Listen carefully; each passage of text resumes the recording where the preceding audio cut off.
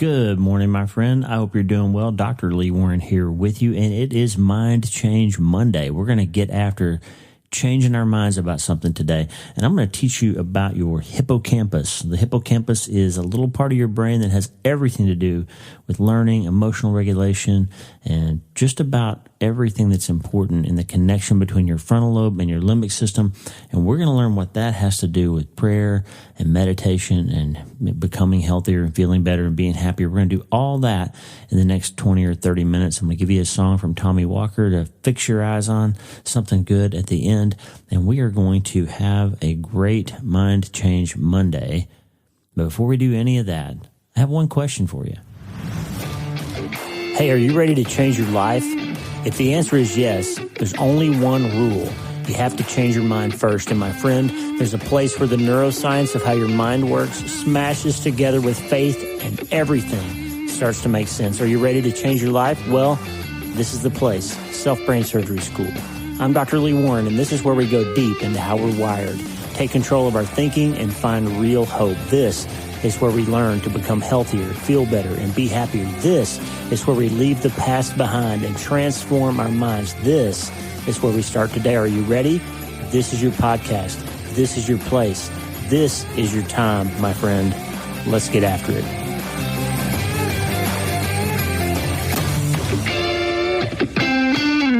All right. Hey, it's Mind Change Monday. This is the episode every week where we think about one thing that we can change our mind about. And that's going to help us become healthier and feel better and be happier. This is important because you can't change your life until you change your mind. I say it all the time. And we know now that that's not just some cliche self-help thing, but you actually, when you change how you think, you change how your brain works. You change the physical structure of your brain. And thoughts become things. The things that you think about turn into different expressions of genes that turn into different protein production, that turn into epigenetic switches and all kinds of things in your life that change how you live. And so it's really critically important to get your thinking under control. That's why the Bible tells us in 2 Corinthians 10 to get every thought under your control, to capture every thought, take captive every thought and bring it into submission. It's why Romans 12:2 says, don't be conformed to the way the world wants you to think and be and live and feel and do all these things that the world wants, but be transformed by the renewing of your mind. Tata and I have an incredible brand new Tuesdays with Tata episode for you tomorrow. We're going to talk about something you need to change your mind about. But Mondays, we just drill into this idea. And today I want to teach you about a part of your brain called the hippocampus. And the hippocampus, not hippopotamus, not hungry hippos like that children's game, but the hippocampus. It's a seahorse-shaped structure in the very middle of your brain in a part called the limbic system. Now, when I was a resident in neurosurgery, I did a fellowship for a year in epilepsy surgery. And one of the common places in the brain where seizures are triggered is in the medial hippocampus, the little part on the inside tucked corner of your temporal lobe where the amygdala and the hippocampus and all these limbic structures are stuck together. And that part of the brain is commonly diseased in a disease called medial temporal sclerosis. And people that have that tend to have seizure activity. And somebody discovered a long time ago that you can remove part of the amygdala and hippocampus in certain people, especially on the right side, and you can stop seizure activity sometimes. So I learned how to do that. And we spent a lot of time mapping out the brain, doing something called a WADA test, which hardly anybody does anymore. But the WADA test was designed to test whether a particular hippocampus on a particular side in a particular patient, if you removed it, if it would affect their memory or not. And so we would do WADA tests, and if somebody had a hippocampus that was not affect memory, if we removed it, then the other side was more involved in memory than this side, then that meant that we could remove it safely and perhaps control their seizure activity. So obviously the hippocampus is involved in memory, but it's so much more than that. Dawson Church, in his great book, Bliss Brain, talks about how the hippocampus, he calls it the military historian. The hippocampus has this job of comparing information that's coming in, what was that sound, to memories of past threats. Oh, that sound sounded like a gunshot, so therefore there must be somebody shooting at me. And if there's a match with the incoming information and the memory of past event or past threat that the hippocampus can link up, then it shoots off a signal to the amygdala, which then switches on your fight, flight, freeze system. So you go into panic or fear or run away, fight. If your hippocampus and your amygdala are overly attuned to one another, then that comparison of incoming information with the memory of past events can easily trigger your fight, flight, freeze system. That's what they call the short path to emotional response. It's hippocampus directly to amygdala, directly to fight, flight, freeze. Okay? This is the problem, by the way, in post-traumatic stress disorder, is people that have this short circuit between hippocampus and amygdala and fight, flight, freeze, and they constantly feel like they're under some kind of threat all the time. Well, there's a better way. So the hippocampus decides which signals to pass to the amygdala and which ones to ignore, and therefore the hippocampus is critically important in regulating your emotions. Okay, this may be why some people with seizure disorders seem kind of emotionally stunted, because their hippocampus and amygdala don't work properly, and the emotional triggering kind of wears them out all the time. And if you give drugs to calm down that part, maybe you suppress some of their emotional lability and they can't express emotion quite as well. Maybe that's why. Some people have a really active hippocampus that very effectively regulates their emotions, and some people don't. And those people have hair triggers. They fire off emotional responses to any stimulus quickly. They become easily angered, fearful, anxious, and just minor life stresses. You know these people. They fly off the handle. It's because they short circuit. They have a short path between hippocampus, amygdala, and fight, flight, fear. Okay? Importantly, though, as I said just a minute ago, the hippocampus is super important in the formulation of new memories. New experiences produce growth of synapses in the hippocampus, and when you learn something new, you get your hippocampus bigger. That's why I told you recently. They've studied in meditators. They've studied in people who are learning new languages and people who are learning new skills, that the hippocampus actually physically gets bigger within 30 days of you diligently trying to learn a new thing. The hippocampus grows. This is another example of how thoughts become things, by the way. Your thinking changes the anatomy of your brain. And one of the places it does that is in the hippocampus. Okay? So now you've got this little place in your brain that's involved in emotional regulation, and it's involved in memory and learning. And in the most important part of what it does is this cataloging of bad, threatful, harmful things in the past, and comparing them to incoming stimuli and deciding if what you feel is worthy of being afraid of or being run away from or being ready to fight over. That your hippocampus is that place where it happens. And it happens, if you don't train it, it happens in a way that's outside of your conscious thought and seemingly outside of your control. And so today on Mind Change Monday, we want to learn how to understand what our hippocampus does, and learn how to control it better.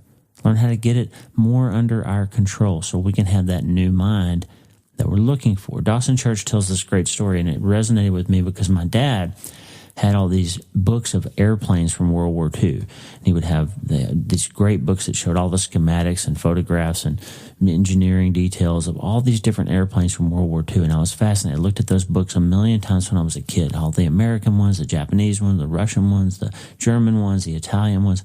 And you would learn that there was always a chart of what the silhouettes looked like from the sky. And you would have these friend or foe charts. Dawson Church shows one in his book, Bliss Brain.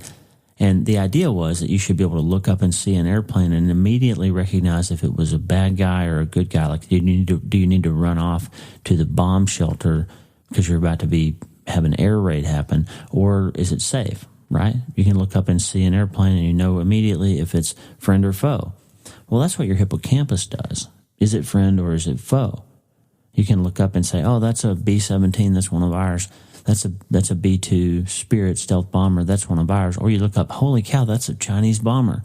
I better go run to a bomb shelter somewhere. Drop everything. Go run for safety. That's what your hippocampus does. It looks at a trigger, a stimulus, a feeling, and it links it up with something from the past that's either threatful or not. It's either dangerous or safe. It's either you need to fight, flight, or flee from it, or be afraid of it, or you need to just relax and it's going to be okay. That's what your hippocampus does. When you learn about threats as a child and they are accompanied by strong emotions like fear, then they get embedded in your hippocampus and you make neural circuits around them. You hardwire them. That's why I'm always telling you about, you touch a hot stove when you're a child. You don't have to think about it when you're an adult. You don't have to test it and say, I wonder if that's going to hurt me this time. You know it. You don't even have to think about it. You instinctively don't touch red glowing things on the stove or curling irons because you know they're going to hurt you. That's hippocampus, okay? The problem is, like those old air raid posters, friend or foe, we don't need them anymore. Like, you're not going to see a B-17 bomber flying around in the air that's going to potentially bomb you or not bomb you. You're not going to, because they don't exist anymore. So the problem is, even though you don't need that information, your hippocampus still stores it up and still reacts to it as if it's a real threat. Now, what in the world do we do about that? And before we get there, let's take a little break. And before we go any further, I want to remind you about our sponsors for this episode, Peak, P-I-Q-U-E, and Armra, A-R-M-R-A. These are two products that Lisa and I use every day. I mix them up in my Athletic Greens. It's a nutrient, probiotic, prebiotic, vitamin, mineral substance that I drink every day. I'm not a paid affiliate of Athletic Greens, but I do drink it every day. And I'll just remind you, if you're going to add a supplement to your diet or any kind of major change in your health, especially if you have chronic health issues or take medications, or if you're older, talk to your doctor before you add something. But Peak and Armra help with immune system support. They support gut and the gut-brain interface, which is so important. As I've told you before, that your gut is like a USB port, and what you stick a thumb drive in there and your brain gets everything that goes into your gut. If you're going to build new synapses and change the way you think and become more resilient, you got to have good building blocks. Because if you build a house out of terrible materials, then you're going to have a terrible house that's not very strong. And the same thing happens. The nutrients that you put into your gut become antigens that you create disease around, or they become building blocks for the things, the proteins and the molecules in your brain that you need. And so put good stuff in there. Peak and Armor help us. And if you buy them through our links that you'll see in the show notes, then it helps us too grow the podcast and all that stuff. So check out the links in the show notes for Peak and Armor, especially this time of year when we're gathering with people who have viruses and we're sneezing and coughing and all that stuff. So Peak and Armor helping us get the podcast out there even farther, and then help you become healthier and feel better and be happier. Okay.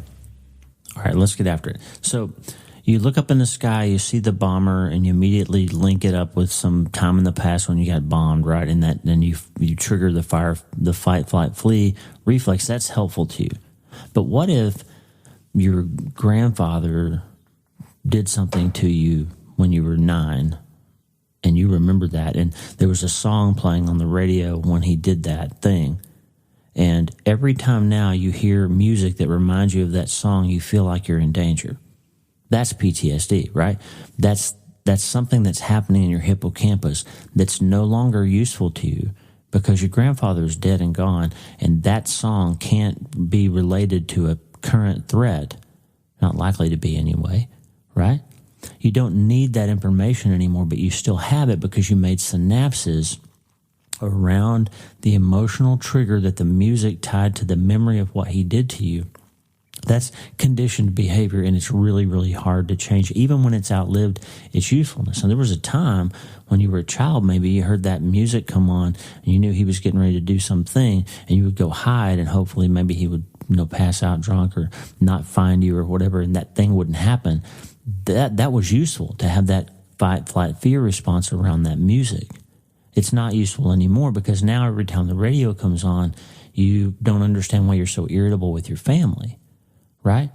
Now, when I see a helicopter, I immediately sometimes become aware that my stomach kind of hurts and I'm kind of anxious, and I realize I'm thinking about things that happened in Iraq when I would see a helicopter. I'm going to see some guy with a lower leg sticking out of his chest, or some baby that's been firebombed when that helicopter lands. And then I say, wait a minute, I'm not in Iraq, I'm in Nebraska, and then, yes, that's a life flight, but it's not likely to be for me, and it's certainly not going to be from a bomb that blew somebody's leg off. Like, I don't have to feel that. I can train myself how not to feel that. And here's the thing, when the hippocampus isn't sure of what to make of a piece of information, then the hippocampus refers to the prefrontal cortex. So in a healthy state, when your brain's working the way it's supposed to. And we talked about this on Frontal Lobe Friday last week. I gave you back the first Frontal Lobe Friday episode. And we talked about how the frontal cortex is the CEO. But the CEO has to know that a problem exists before they can get involved and make an executive decision about it, right? So when the hippocampus isn't sure what to make, it hears a sound but doesn't know if it's a threat, it sees a thing, it doesn't know if it's a threat, it refers to the prefrontal cortex when you're in a healthy state. And the frontal cortex is all about discernment and discrimination and knowledge and executive function and higher level thinking. And it'll say, wait a minute, that wasn't a gunshot, that was a car backfiring, that was thunder, it wasn't, a tornado, it was just wind, it was not a threat. And then your hippocampus goes, okay, well, I don't need to tell the amygdala to fire off into that fight, flight, flee, alarm state. I can just relax. So when the hippocampus is working properly, there's a long path before you get to fight, flight, fear, okay? So there's a long path. And we talked earlier, there's a short path that goes right from hippocampus to amygdala and straight down to panic and anxiety and running away and fighting and being irritable and all that. When the executive function gets involved, it calms the hippocampus down and says, wait a minute, thank you for checking in, but you don't need to be alarmed. And you can learn that this situation isn't a threat. And what happens then over time is when you train your hippocampus to check in before it freaks out, then you can become more resilient to stresses and potential irritants in your day. They don't all have to be, you don't have to make an operation out of everything every time somebody irritates you. This is the path, my friend, to a happy life. The long path to calm down that hungry hippo. Your hippocampus is constantly scouring the environment for threats, for things to remember, for tying this trigger to an emotional response from the past, all about trying to keep you alive. It's a good thing.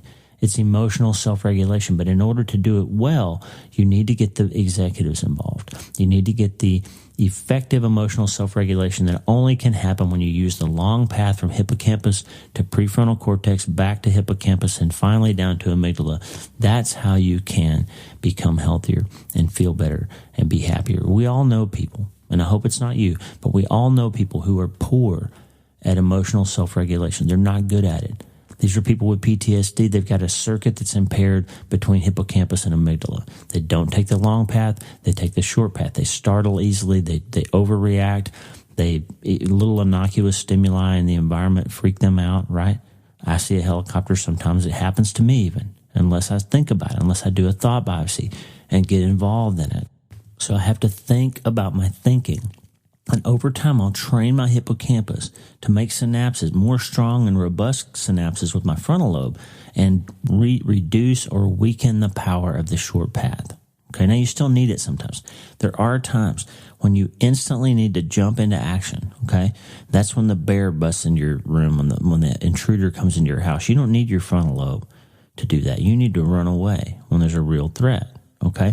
But you can train your brain to not overreact to these innocuous stimuli that keep firing, or these things from the past that are no longer relevant and no longer helpful. Somebody, maybe doesn't answer you when you first call on them in the office, and it triggers this relationship you had in the past where nobody ever listens to me and nobody ever pays attention to me, and who do they think they are for not paying attention to me? And the truth is they had headphones in and they couldn't hear you.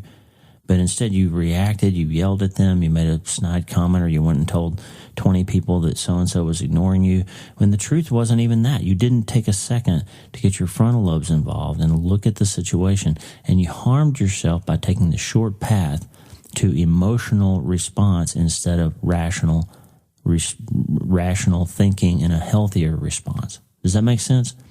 These people who have poor emotional self-regulation, their hippocampi cut out the frontal cortex and go straight to the amygdala. They don't use wise discrimination, but they use instant reaction.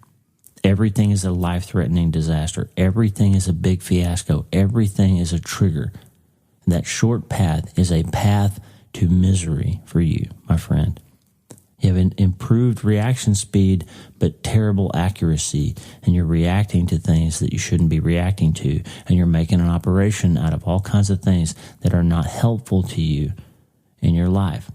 Now, the hippocampus is also super important in memory and learning, and there's two different types of memory that you need to know about: declarative memories and spatial memories. Declarative memories are what do you do with facts and events, like memorizing things, memorizing the lines in your play, or memorizing the 5 teams that are going to, or the 4 teams that are going to make the college football playoff. Those kinds of declarative memories that are just facts and events. Okay, spatial memories are also more important. Really, they're about navigation. This is how you remember the drive to your office, and over time, you don't have to think about it quite as often. How you remember the steps through your living room, so you can do it even in the dark when you can't see. That's spatial memory, okay? Now, there's evidence that the hippocampus can do something that's kind of remarkable. It can turn short-term memories into long-term memories, okay? When you take those first few Mandarin lessons, you're trying to learn how to speak Mandarin. You have to really focus, and you have to pay super close attention to the grammar, and every little aspect of learning that language and all the nuance is really hard to program. You have to pay a lot of cognitive attention, but over time, it becomes easier. And you can more effortlessly learn new words because you've learned the rules. You can learn the grammar and the syntax and how to put sentences together in ways that don't make your friends chuckle. I remember we were in Italy, and I called our friend Gabriella, who translated my book, I've Seen the Interview, into Italian, and I called her brilliant, and she laughed. And I said, "Why are you laughing?" And she said, "Well, brilliant, if you translated brilliant into my language, it would mean that you are saying that I'm sparkly. So, I have a word that means you're really super smart," and she hears it in a way that says that she's sparkling, which is kind of interesting and sort of related to the idea of brilliance, right? Like a brilliant diamond would be sparkly. But when you're learning a language, you have to pay attention to that, to understand that nuance and understand the difference between one word and another. But what the hippocampus does over time is it makes that less of a burden. It automates some of that stuff so you don't have to think about it. It becomes more effortless, okay? And this happens when you meditate and when you pray, when you calm your mind and you talk to God and you get God to get involved in your thinking. You activate, and we know this from functional imaging studies, so here's where the science and the faith smash together, okay? There's a region in your hippocampus called the dentate gyrus, and when you meditate and pray, that region comes online in a more powerful way. It gets activated. And what the dentate gyrus does is it sort of syncs up emotional regulation in all kinds of different areas of your brain. It gets everybody firing on the same page. It gets all the emotional areas of your brain under control, and you start thinking less about yourself and more sort of globally about the whole situation and the other people involved and the nuances of the situation. And this is how you activate your long path. It's how you calm your crazy emotional storm, and you give your consciousness a break from the me show that we talked about on Monday of last week when we talked about the default mode network. Okay, the default mode network, your baseline is all about you. What does this have to do with me? Why are they hurting me? Why aren't they paying attention to me? Why are they talking about me? Why did he do that to me? Why doesn't anything ever work out for me? Why don't I ever win anything? And you calm that down, and you get your hippocampus getting better at regulating and connecting to other parts of your brain. And without all that emotional overlay, when the hippocampus is focused on integrating instead of emotionally reacting, you get this calm emotional space, and you begin to fire the circuits that the metaphysicists call the bliss brain, the part of your brain, the network of your brain that's involved in feeling calm and feeling at peace and feeling like things are going to work out and they're getting better. That's what happens when you learn to meditate and pray and talk to your brain and think about your thinking instead of letting your hippocampus lead you around like you got a rope around your neck. Imaging studies have shown that when you activate the hippocampus, you improve memory, learning, emotional control, acquisition of new skills, spatial navigation, directional sense, higher levels of serotonin, and coordination of different brain regions. And when you decrease hippocampus activity, you get depression, hyperactivity, amnesia, and dementia. Okay, so in other words, if you can get your hippocampus more active, it's going to regulate better, it's going to talk to the frontal lobe better, it's going to keep you on the long path to becoming healthier, feeling better, and being happier, and it's going to short circuit the short path, which is all about emotional lability and just running away from everything and fight, flight, flee. I keep saying that. I'm having trouble waking up. Fight, flight, fear, okay, that triple F that you don't want. You're going to run away from everything. You're going to fight. You're going to be afraid. You're going to fear. You're going to flee. And you don't want that in your life. You want to be engaged. You want to be regulated. You want to be in control. You know what the brain says, what the Bible says about your brain? Go to Philippians chapter 4.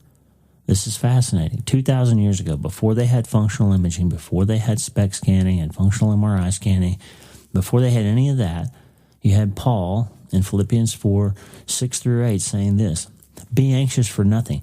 Don't worry about anything. Instead, pray about everything. Tell God what you need and thank Him for all He has done. Then you will experience God's peace, which exceeds anything we can understand. His peace will guard your heart and your mind as you live in Christ Jesus. That's the New Living Translation. Listen to it in the New International Version. Finally, brothers and sisters, Philippians 4, 6 through 8 in the NIV says this: do not be anxious about anything, but in every situation by prayer and petition, with thanksgiving, present your requests to God, and the peace of God, which transcends all understanding, will guard your hearts and your minds in Christ Jesus. Finally, brothers and sisters, whatever's true, whatever's noble, whatever's right, whatever's pure, whatever's lovely, whatever's admirable, if anything is excellent or praiseworthy, think about such things. Whatever you have learned or received or heard from me or seen in me, put it into practice, and the God of peace will be with you. Listen, friend, I'm going to tell you something that's physically impossible for you to do. If you get in your car, you cannot drive north and south on Interstate 80 at the same time. You can't. You can only go one direction. It's not possible for you to travel in two directions at the same time. And by the same token, it is not possible for your brain to take the short path from hippocampus to amygdala to fight, flight, fear, flee, all that stuff. It's not possible for you to do that and take the long path to get the frontal lobes involved, get emotional ability under control, integrate with the other areas of your brain that are responsible for emotional well-being and resilience. It is not possible for you to take the short path and the long path at the same time. Why? Because gratitude and thanksgiving activate your hippocampus and help your brain calm down. And anxiety and stress deactivate your hippocampus and allow your amygdala to come online more powerfully and short-circuit that path and take the short path to being terrified all the time, to being anxious all the time, to making an operation out of everything all the time. So, in other words, gratitude and anxiety cannot exist in your brain at the same time because they involve switching the hippocampus on or off. So you can't have both. So my question for you today on Mind Change Monday is, which one do you want to have? Do you want a brain that is a hair trigger to emotional lability, that fights and flights and flees and fears all the time?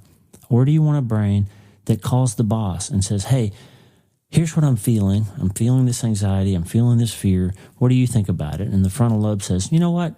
You're not actually in danger right now. Hey, look, they have headphones on. They're not ignoring you.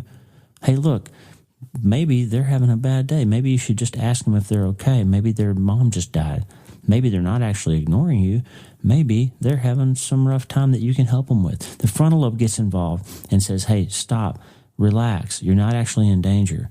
Let's get the other areas of our brain involved in emotional regulation in here, and let's get all these circuits firing on the same page, and let's get that network to help you become healthier and feel better and be happier. Friend, you can't drive two directions at the same time. You can't take the short path and the long path at the same time. So my question for you today here on Mind Change Monday is, which path do you want to take?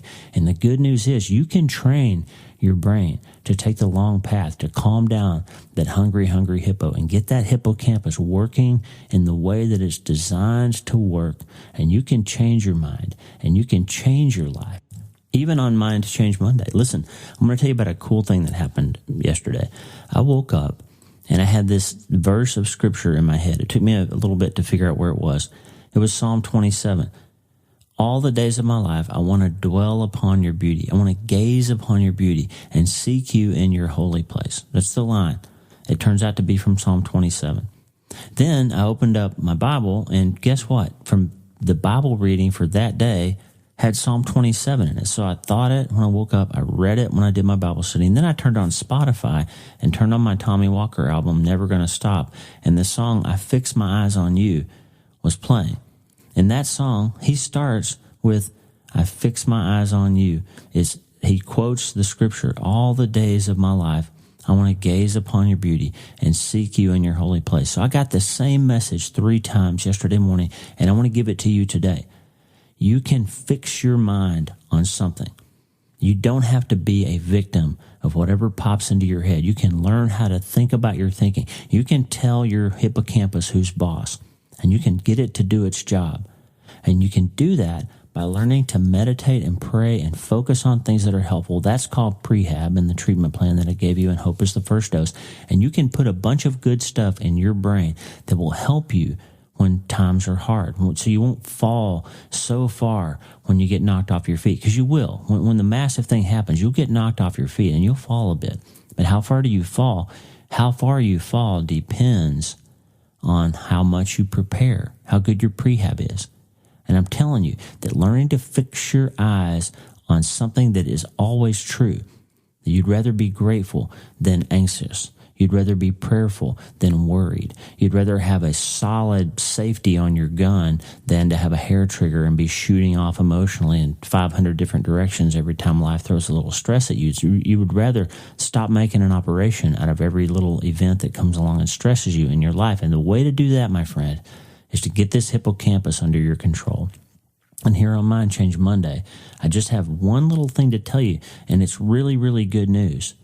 You can start today. I'm going to give you Tommy Walker's song, I Fix My Eyes on You, as we go out, because I want you to have some good prehab in your heart. The next time that hair trigger starts to go off, you can get the frontal lobe involved and tell that hippocampus who's boss, and you can start today. All the days of my life, I want to gaze upon your beauty and seek you in this holy place. Could you sing that with me? All the days of my life, I want to gaze upon your beauty and seek you in this holy place.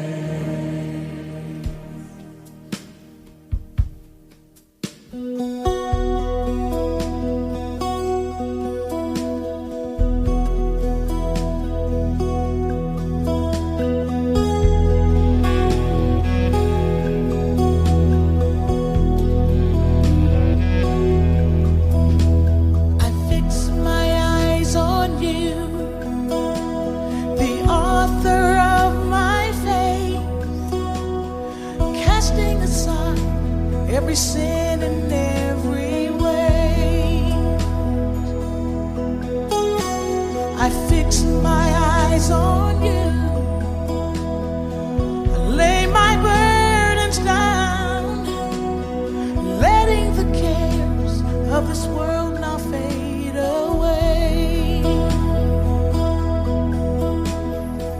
One thing I ask is one thing I see, I may dwell in your house, O Lord, my King.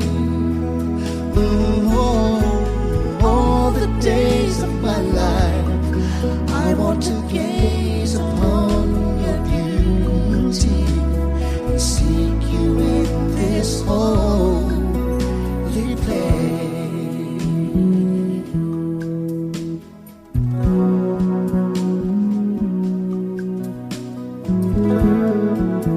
Let's all sing it together. I fix My eyes on you, the author of my faith, casting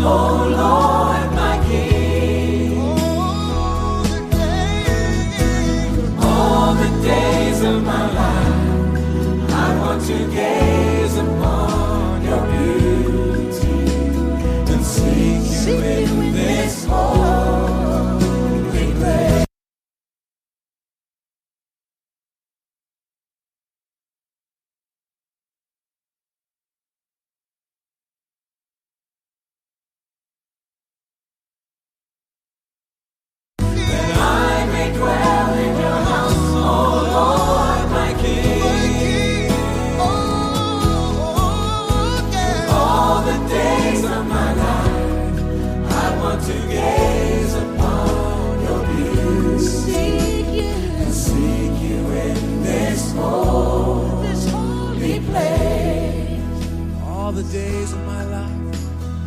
All the days of my life, I want to gaze upon your beauty and seek you in this holy place. All the days of my life. All the days of my life, I want to gaze upon your beauty And seek you in this holy place.